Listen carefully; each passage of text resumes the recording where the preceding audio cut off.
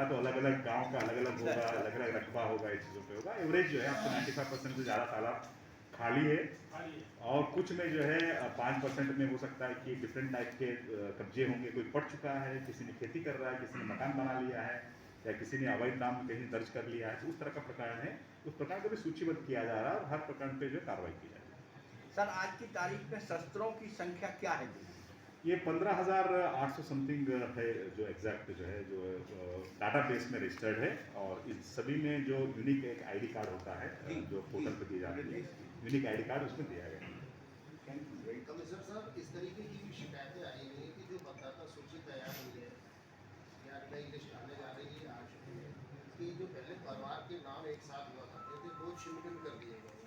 एक booth number A पर है, एक बूथ नंबर डी पर है, इस तरीके से बदलाव हुआ है बड़े पैमाने पर। तो ये जो अवस्था हुई है, ये कहीं पहले को जो आज वोट डालने जो लोग जाएंगे उनके सामने बड़ी मुसीबत पड़ी होगी। वो लोग वोट डाल पाने की स्थिति में नहीं हो पाएंगे। पहले एक ही मतदान केंद्र पर एक ही बूथ पे वोट हुआ करता था सबका, वो बदलाव हुआ बड़े पैमाने। ये कुछ जगह पे ये बिल्कुल देखा गया है इस चीज़ों की, कि एक ही परिवार के लोगों को अलग अलग ये हुआ है।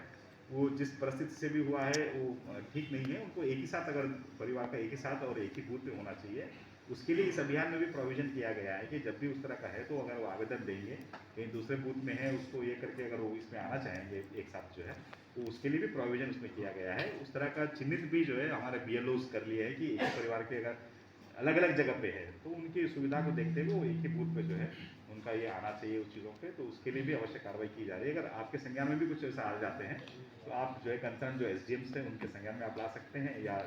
जो जिलाधिकारी हैं, जो डिस्ट्रिक्ट इलेक्शन ऑफिसर भी हैं, इनके संज्ञान में भी ला सकते हैं, ताकि हम उसको सुधार कर लें जो कमियाँ हैं इस पर। कमिश्नर, आप बूथ पे गए थे, आपने बताया निरीक्षण किया, कुछ कमियां भी पाई गई थी, तो मुख्य कमियां क्या थी, किस तरह की? देखिए, मुख्य कमियां में कुछ में ये पाया गया कि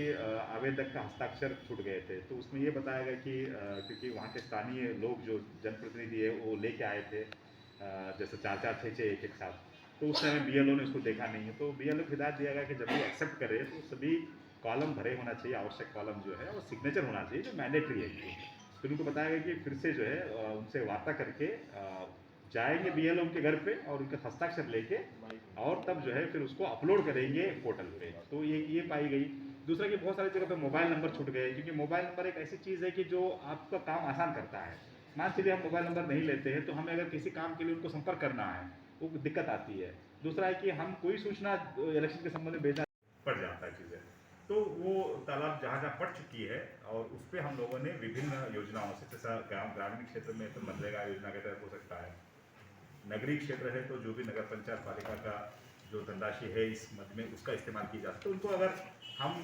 वो तालाब की शक्ल देंगे, स्वरूप देंगे, तो बरसात में पानी आएगा, पानी रुकेगा, उससे ग्राउंड वाटर जो है लेवल बढ़ेगा, उसमें अतिक्रमण का भी कभी जो है खतरा कम रहता है कि अगर तालाब की शक्ल में है। तो ये चीज़ें देखी गई।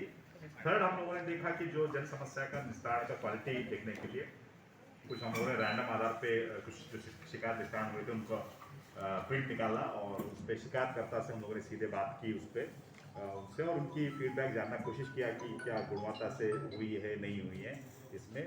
तो उसमें एक शिकायत में 2 क्रॉस चेक किया रैंडमली, तो एक निस्तारण हो गया था उसका, और वो क्रॉस चेक भी हुई थी।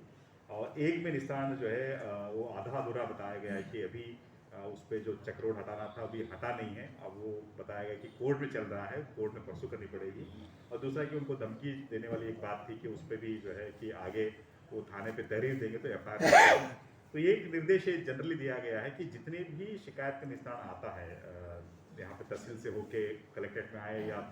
नीचे विभाग से होके तहसील में आ जाए, तो जो निस्तारण आख्या रहता है उसका 1 प्रति शिकायतकर्ता को उसके एड्रेस पे जरूर भेजी जाए, ताकि शिकायतकर्ता को पता होना चाहिए कि अगर उसने कोई शिकायत किया है, उस शिकायत पे क्या कार्रवाई किया, विभाग ने क्या कार्रवाई किया, क्या एक्शन लिया है, ताकि उनको अगर संतुष्ट है तो ठीक है, अगर संतुष्ट नहीं है तो आगे के फोरम में वो अपना अपील जा सकते हैं या उसके विरुद्ध शिकायत कर सकते हैं। ये एक स्टैंडर्ड ये बना दे, कहीं जितने भी आ रहे हैं उनको एक कॉपी जरूर उनको भेज दे, ताकि नॉलेज, क्योंकि बहुत सारे ऐसे भी होते हैं कि जो हम लोग देखते हैं कि उनका कार्रवाई तो हो गया लेकिन उनको पता ही नहीं है, उनको बताया नहीं गया कि क्या एक्शन हुआ, तो वो फिर हर जगह पे वो फिर घूमना शुरू कर देते हैं एप्लीकेशन लेके, जिससे कि एक प्रेशर भी बढ़ता है और अनावश्यक एक जो है गलत इंफॉर्मेशन भी जाता है। तो ये ओवरऑल मिला के ये था। और इलेक्शन का ये है कि क्योंकि आप जैसा जानते हैं कि कुछ आने वाले कुछ ही महीनों में इलेक्शन जो है यहाँ पे प्रस्तावित है उत्तर प्रदेश में। उसके लिए भारत निर्वाचन आयोग और सीईओ ऑफिस उत्तर प्रदेश द्वारा जो है ये जो एक संक्षिप्त रोल रिवीजन जिसको कहते हैं कि वोटर लिस्ट का वेरिफिकेशन करना, जो नए पात्र व्यक्ति है कि जो नए वोटर बनना है उनको नया जोड़ना, जिनका मृत्यु हो चुकी है इस ये ओल्ड एज की वजह से या अन्य कारण की वजह से उनका वेरीफाई करके सूची से उनका नाम हटाना, और कहीं पे करेक्शन करनी है किसी का नाम एड्रेस और इस पर कोई करेक्शन होनी है तो करेक्शन कराना, और उसके साथ साथ जो शिफ्टेड मतदाता है कि यहाँ से छोड़ के चले गए या कोई नया आके यहाँ परमानेंटली बस गया है उनका फॉर्म भरवा के उनको वोटर लिस्ट में ये करे। तो ये काम जो है लगातार चल रहा है। तो उसी का जो है वेरिफिकेशन के लिए हम जो है 4-5 जो बूथ थे वहाँ पे जाके वेरीफाई किए, और वहाँ के जो आम कानपुर मंडल, और मैं आज जनपद इटावा के भ्रमण पे हूँ, और विशेष करके आज दो चीज़ों का हम लोग देख रहे हैं इस पर। एक तो कि हम लोग कलेक्ट्रेट के कुछ महत्वपूर्ण पटलों का औचक निरीक्षण किया वहाँ पे, और वहाँ की चीज़ें देखी कि क्या स्थितियाँ हैं, और उसके साथ साथ यहाँ पे जितने भी राजनीतिक दल के पदाधिकारी है और उनसे हम लोग जो है वार्ता करेंगे, क्योंकि वोटर लिस्ट का एक संक्षिप्त निरीक्षण का कार्य चल रहा है पिछले 1 माह से। तो उसके संबंध में हम उनसे जो है विचार विमर्श करेंगे उस चीज़ों पर कि क्या उनकी सुझाव है, और क्या कहीं पे भी अगर कोई कमी है या कहीं जहाँ अच्छा हो रहा है तो उसको कैसे आगे बढ़ाया जाए, या जो बेस्ट प्रैक्टिस है कि एक जगह पे अच्छा हो रहा होगा दूसरी जगह पे उतना नहीं हो रहा होगा तो उसको कैसे जो है उसको भी उस ट्रैक पे लेके आए। इन बातों पे जो है वार्ता करने के लिए आज हम लोग यहाँ पे एकत्रित हुए हैं। और पहले तो हम लोगों ने कलेक्ट्रेट के 3-4 पटल का हम लोगों ने निरीक्षण किया है और उसमें आर्म्स सेक्शन का था जहाँ पे हमने आर्म्स सेक्शन का ये किया है। उसके बाद लैंड रेवेन्यू रिकॉर्ड्स का हम लोगों ने निरीक्षण किया है, और उसके बाद जो है थर्ड जो है जन समस्या का निस्तारण का, जिसको हम लोग IGRS कहते हैं, इन पटल का हम लोगों ने देखी। जहाँ तक आर्म्स का सेक्शन का है कि अच्छी बात है कि जितने भी 15,000 समथिंग जो असला के लाइसेंस थे उनको जो पोर्टल है नेशनल पोर्टल उस पर अपलोड कर दिया गया है, और डाटाबेस बनाया गया है। चीज़ों पे कोई अवशेष नहीं है कि जिसको पोर्टल पर अपलोड करनी है, और जो नए आर्म्स जैसे सैंक्शन हो रहे हैं समय समय पे तो उसको अपलोड किया जाता है इस पर। बस उसमें एक चीज़ें जो कमी पाई गई जिसको निर्देश दिया गया है उसको अपडेट करने के लिए कि उसमें समय समय पे एक बार डाटा अपलोड होने के बाद जो भी उस पर समय समय पे होता है कि जैसे कि रिन्यूअल का है कि रिन्यूअल भी समय समय पे होता है, या किसी का निरस्त कर दिया है, किसी का कैंसिल कर दिया है, किसी का सस्पेंड कर दिया है, वो भी डाटाबेस में अपलोड होना चाहिए। तो वर्तमान में जो है वो अपलोड नहीं हो रहा है इस पर, क्योंकि हो सकता है कि वो विभिन्न स्तर पे रिन्यूअल का कार्रवाई SDM लेवल पे हो रहा हो, सस्पेंड की कार्रवाई सिटी मैजिस्ट्रेट ADM लेवल पे हो रहा हो। तो उसको देखते हुए फिर उन्हीं जो है न्यायालय हो या उन्हीं जो है अधिकारियों से वो डाटा लेके उसको अपलोड करनी है।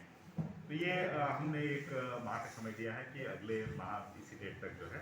जितने भी उसका अपडेट्स है उनमें वो अपडेट्स कर रहे, ताकि हम लोग फिर से उसको एक बार क्रॉस चेक करेंगे कि उस पोर्टल पे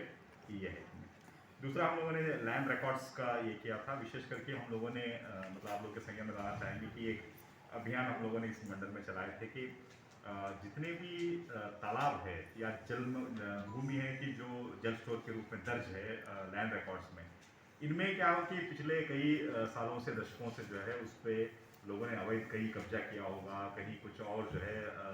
लैंड रिकॉर्ड्स में कोई हेरा फेरी करके नाम दर्ज किया गया होगा, या किसी ने जो है उस पर कुछ खेती बाड़ी कर लिए होंगे, या किसी ने मकान बना लिया होगा। तो ये एक बड़ा ये है कि हम अपने जल स्रोतों को बचाना एक महत्वपूर्ण काम है। इसमें सुप्रीम कोर्ट के भी जो है बहुत सारे आदेश है और शासन बल के भी आदेश है, क्योंकि ये है कि अगर जितना हम जल स्रोत बचाएंगे उतना आने वाले पीढ़ी के लिए बेहतर होगा कि जो हमारा वाटर जो है ये है वाटर लेवल अच्छा होगा, और इसके लिए खेती बाड़ी के लिए इसके लिए अच्छा होगा किसानों को इसको देखते हुए। तो वो एक अभियान चलाया गया था। अभियान का जो प्रथम इस पे सर्वे जो था 1359 फसली के हिसाब से 1952 का जो रिकॉर्ड्स है उसको बेस मानते हुए हम लोगों ने सर्वे कराया था कि उस टाइम में क्या स्थिति थी, आज में क्या स्थिति है ग्राउंड लेवल पे। अगर स्थिति में कोई भिन्नता है तो भिन्नता का कारण क्या है कि कहीं पे किसी को पट्टा कर दिया है, किसी को अवैध किसी ने नाम कर लिया, किसी ने कुछ बिल्डिंग बना लिया, तो वो सर्वे तो हमारा पूरा हो चुका है। अब सेकंड ये है कि जहाँ पर भी जो है इसमें अच्छी बात है कि 95% से ज़्यादा जो है हमारे तालाब खाली है वर्तमान में। कुछ में जो है अवैध कब्जे हैं और कुछ में जो है कुछ निर्माण हुए हैं विभिन्न प्रकार के। तो उसको देखते हुए कि अब सेकंड फेज में कि उनको अवैध कब्जों को हटाना है इन चीज़ों पे, और उसके लिए माननीय सुप्रीम कोर्ट के जो रूलिंग्स है और बोर्ड ऑफ रेवेन्यू के रूलिंग्स है उस अकॉर्डिंगली हम लोग जो है उसको लीगल एक्शन लेते हुए आगे उस पर कार्रवाई करेंगे, ताकि हमारा जल स्रोत जो है बनी रहे। दूसरा कि बहुत सारे ऐसे भी तालाब होंगे कि जो ऑलरेडी